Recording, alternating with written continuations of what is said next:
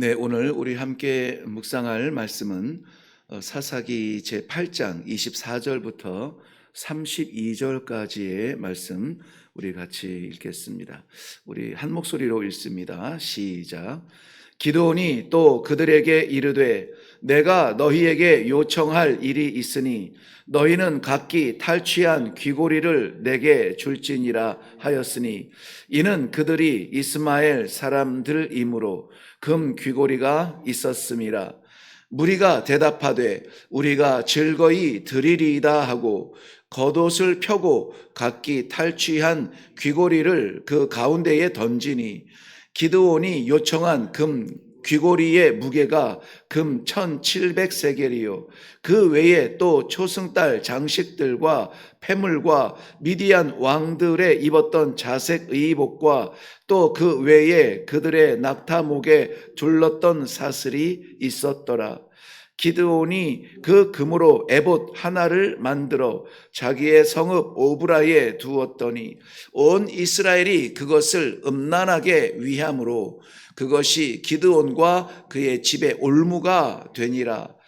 미디안이 이스라엘 자손 앞에 복종하여 다시는 그 머리를 들지 못하였으므로 기드온이 사는 40년 동안 그 땅이 평온하였더라.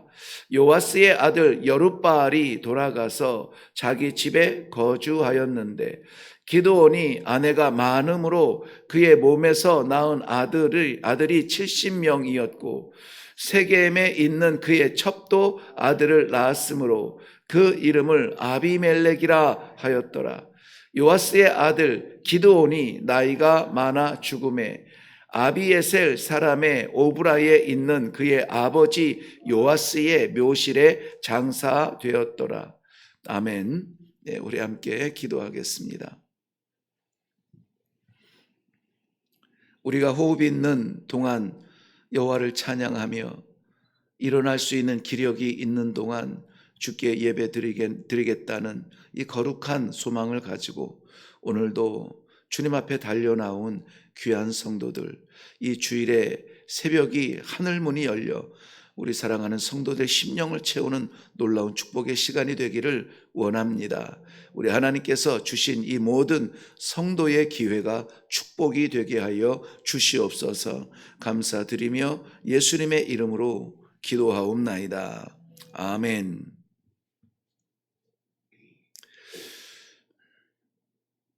모든 기회가 축복이 되지는 않는다는 말이 어제 저녁부터 계속 제 마음에 이렇게 떠나지가 않는 것 같아요. 네, 오늘 말씀의 제목은 성공과 실패입니다. 다른 표현으로 하자면은 기회와 포기와 같은 그러한 내용이 되겠습니다. 하나님께서는 우리에게 이 구원의 복된 삶을 살게 하시고 성도로 불러주시고 이 성도로서 부끄럽지 않도록 오늘도 이렇게 말씀으로 우리의 길을 인도해 주시기를 원하십니다. 이것은 우리의 열매는 아니에요. 제가 흔히 표현하는 대로 종점은 아니라는 것이죠. 우리에게 이 구원 열차를 타게 하고 구원의 그 길을 걸어갈 수 있는 말씀의 빛으로 인도하여 주시는 것은 우리들에게 이 귀한 하나님과의 그 관계의 회복, 즉 평강의 기회인 것이지 이것 자체가 열매되지는 않습니다. 그렇다면 그 열매는 어떻게 이루어질까요? 말씀에 순종할 때에 이루어지게 되는 것입니다. 기회를 따라갈 때에 축복이 되는 것이죠. 모든 성공이 다 아름답지만은 않습니다. 오늘 우리는 그 안타까운 현장을 함께 보게 됩니다. 포도즙 틀에 밀을 추수하는 그러한 연약한 심장의 기도원을 하나님께서는 그 본질 하나님의 작정했던 그 뜻을 부르시면서 큰 용사여라고 기도원을 불러주시면서 기도원에 대한 기적의 역사는 시작이 됩니다.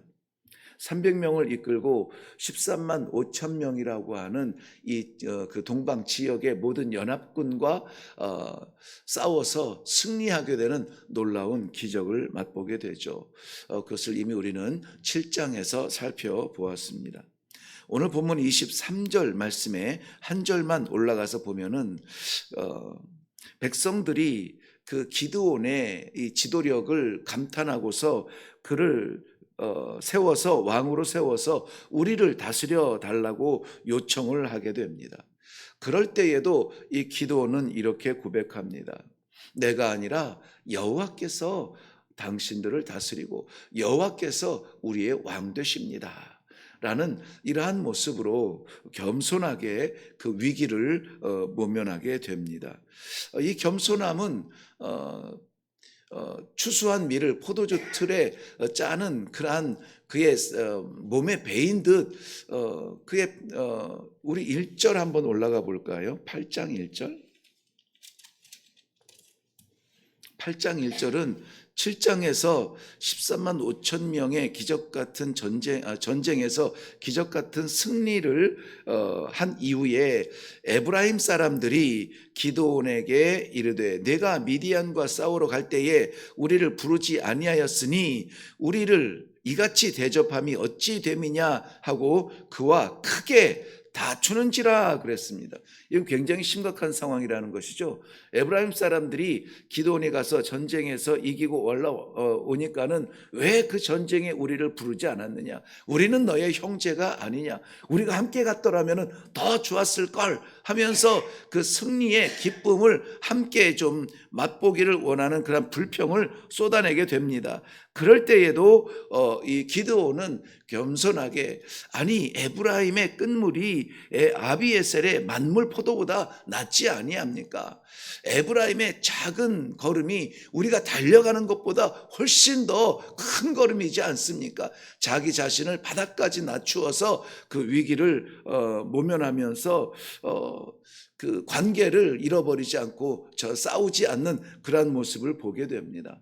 그러니 이 적군과의 전쟁에서도 그리고 자신과의 전쟁에서도 그리고 동족과의 전쟁에서도 그는 모든 전쟁에서 승리하는 그러한 모습을 보게 됩니다.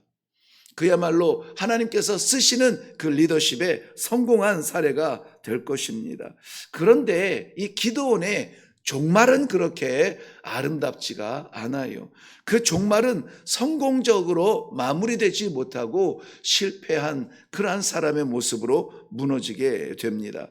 처음 부르셨을 때의 그 영광, 큰 용사라고 하는 그 영광의 기회를 마지막까지 붙들지 못하고 그 기회를 포기함으로 말미암아 마침내는 무너지는 안타까운 모습을 보면서 오늘은 우리가 이 기드온의 마지막 모습을 보면서 우리가 포기하지 말아야 될 것, 놓치지 말아야 될 것, 하나님께서 주신 기회가 성공으로 이어질 수 있도록 우리가 씨름해야 될 것은 무엇인가 하는 것을 함께 묵상하며 기도하기를 원합니다.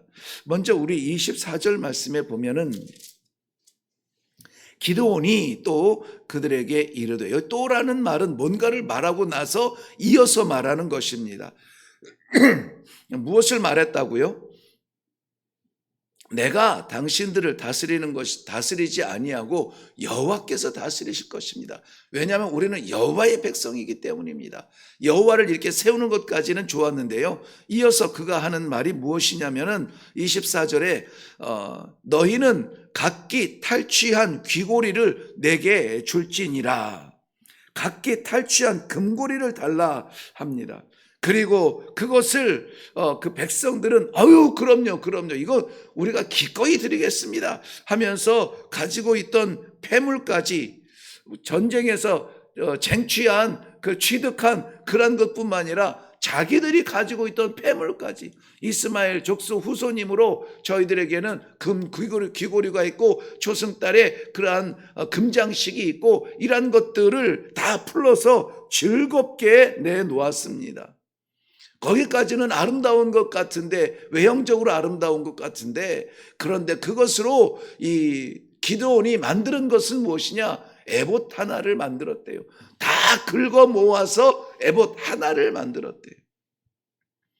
목숨 걸고 전쟁에 나아가서 13만 5천 명 앞에 하나님께서 명령해서 300명 데리고 들어가는 그러한 발걸음이었음에도 불구하고, 그리고 승리했음에도 불구하고 그리고 나서 전쟁에서 승리하고 백성들이 다 환호하는 그러한 가운데에서 그가 만들어낸 것은 에봇 하나였다는 것입니다.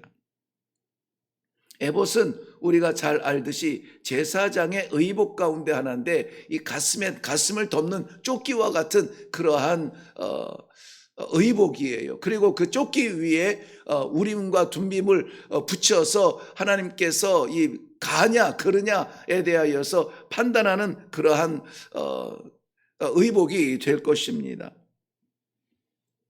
그런데 그 이유가 문제예요. 그 발단 자체도 검은 그림자가 들어오기 시작했지만은 그 제사장인 의복을 금으로 만들어서 자기의 집, 자기의 성읍 오브라에 두었는데 이 화려하게 반짝이며 비싼 값으로 보이는 그러한 에봇을 음란하게 이것을 위했다라는 말은 섬겼다는 말이에요. 따라갔다는 말인데요. 이 음란하게 따라갔다는 것입니다. 하나님을 섬기며 하나님 앞에 제사를 드릴 때에 음란의 이응조차도 쓸 구석이 없어요. 그런데 이방의 우상을 섬길 때에는 이 자극을 이루기 위해서 자극, 즉 눈에 보이고 냄새 좋고 우리 몸에 좋은 몸이 원하는 그러한 음란한 것들을 자극함으로 말미암아 우상들을 섬기겠다라고 하는 그러한 우리 사람의 생각으로 제사를 드리게 되는 것입니다.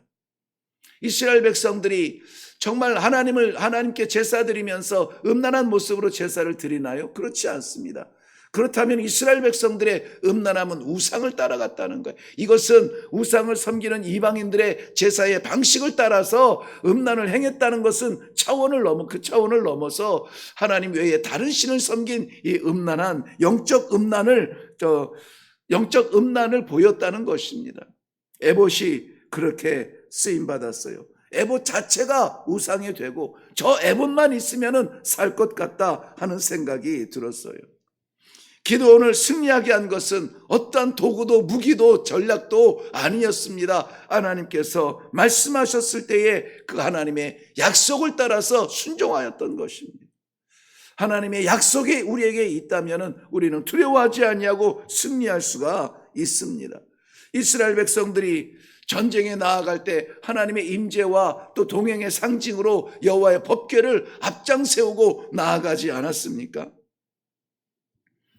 그런데 그 법궤조차도 이스라엘 백성들이 착각할 때에 그 자체가 하나님은 아니라는 것을 우리는 알아야 돼요.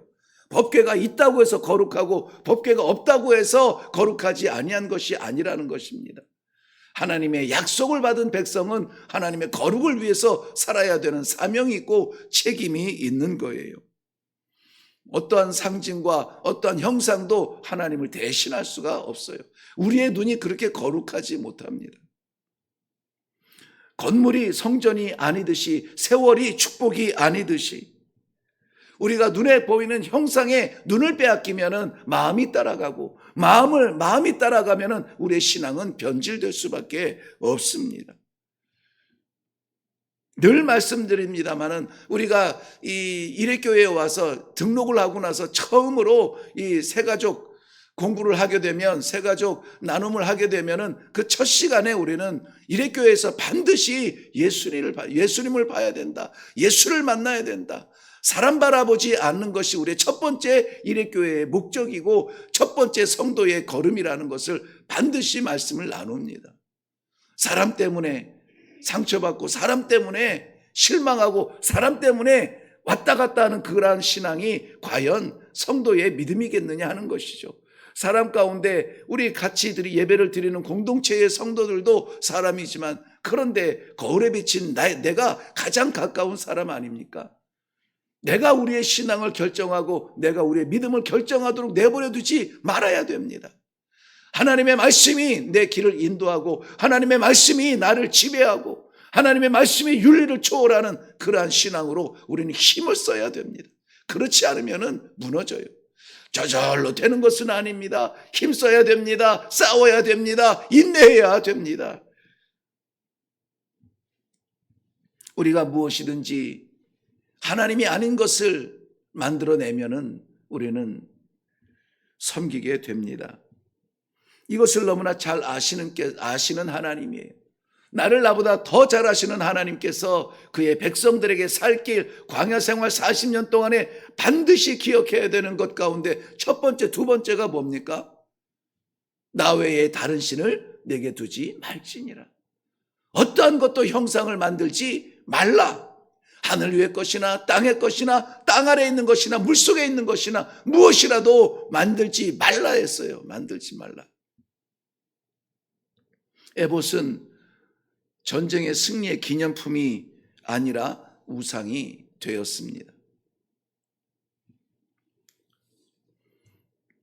기도는 사람들이 왕이 되어달라고 할 때에 이스라엘을 다스리시는 분은 오직 여호와시다라고 못을 박았습니다.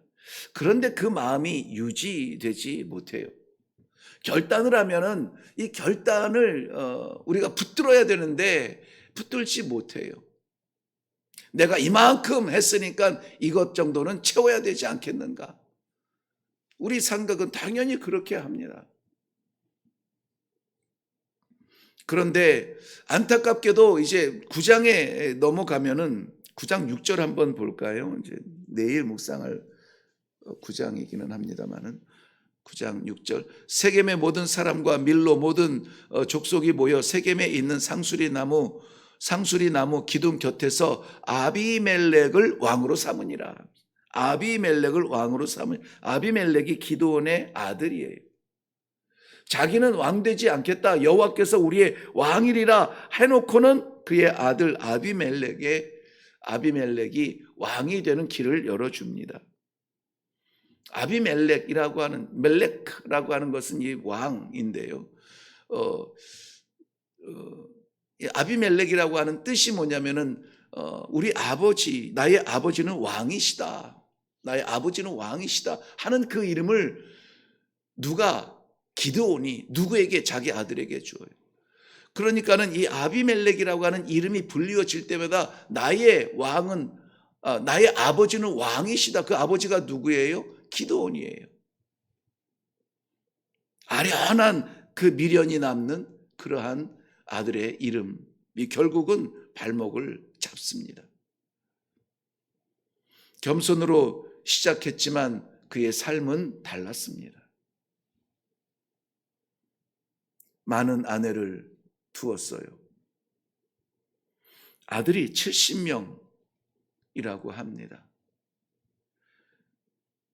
하나님의 창조 질서에서 벗어나고 도덕적 타락을 가져오게 됩니다. 도덕적 타락은 반드시 영적 무기력으로 이어집니다.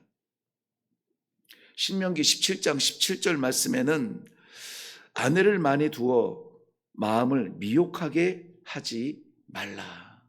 신명기 모세의 설교, 가나안 땅에 들어오기 전에, 요단을 건너기 전에 광야에서 마지막 이스라엘 백성들에게 선포되어진 그 설교 가운데에서 아내를 많이 두지 말라고 했어요. 왜 그렇다고요? 미혹된다는 것이죠. 사랑하는 성도 여러분, 성공한 후에 우리는 긴장해야 됩니다. 구원받은 다음이 진짜 삶이에요. 그 전에 어떤 삶을 살았든지 간에 돌아볼 것이 하나도 없습니다. 하나님께서 구원의 확신을 주시고 구원의 공동체에서 믿음의 길을 걸어갈 수 있는 이 성도의 삶을 사는 오늘이 우리에게는 기회라고 하는 것입니다. 이 기회가 포기되지 아니하도록, 성공이 실패되지 아니하도록 겸손히 교만하여서 아비멜렉이라 우리 아버지가 왕이다 라고 하는 그 이름을 아비가 자기의 자식에게 줄 정도로 흔들리는 그런 유혹이 얼마나 많이 있습니까? 그럼에도 불구하고 오늘 이 주일 하루만이라도 우리가 온전하게 나를 구원하신 예수 그리스도의 십자가를 바라보며 나를 내려놓고 예배 가운데 진정한 예배자가 되어서 내가 만족하는 예배가 아니라 나를 채우는 그 금귀고리들이 아니라 내가 만족하는 그런 에봇 하나쯤이야가 아니라 온전하게 겸손과 순종으로 예배자가 되어서 이 주일이 거룩하게 그야말로 승리할 수 있도록, 성공할 수 있도록 최후 승리 이룰 때까지 우리가 이 길을 걸으리라, 주 십자가 붙들리라 하는 것이 오늘 우리의 고백이 되게 하여 주시옵소서.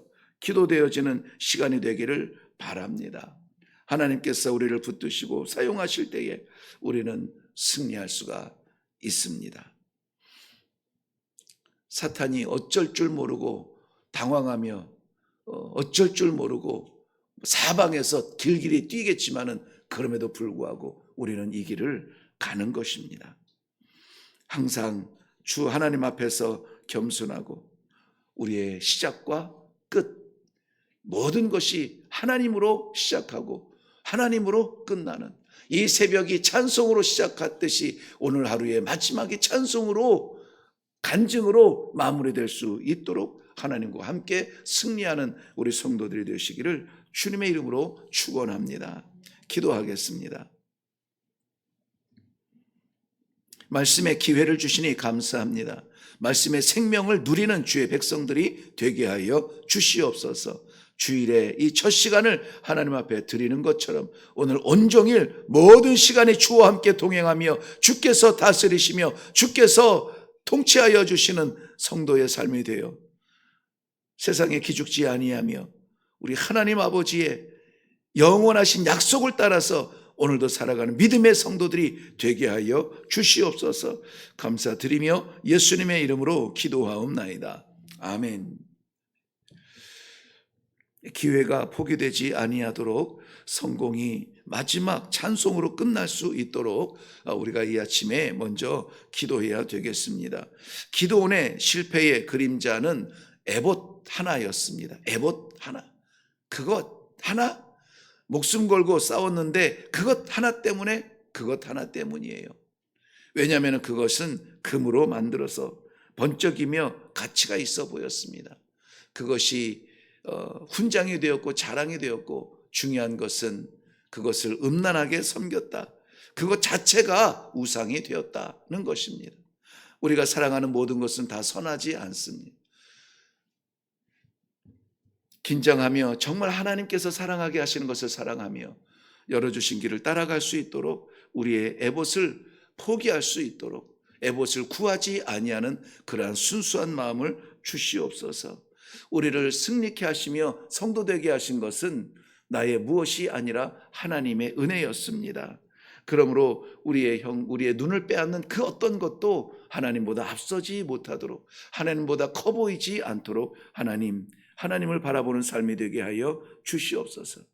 우리에게 아비멜렉은 없는지, 우리 스스로가 교만하고 우리 스스로가 미련이 남아서 우리 자녀들에게 아비멜렉이라 왕으로 세우지는 않는지, 우리 자녀들과 우리의 사랑하는 것들이 왕되지는 않는지, 끝까지 우리가 하나님의 왕권을 인정하고 하나님의 통치를 사모하며 하나님의 손에 붙들 때에 우리는 처음 성공이 마지막 면류관으로 끝나게 될 줄로 믿습니다. 저는 이것을 위하여서 정말 이 주일에 간절한 마음으로 기도하기를 원합니다. 다 같이 기도하며 나아가겠습니다.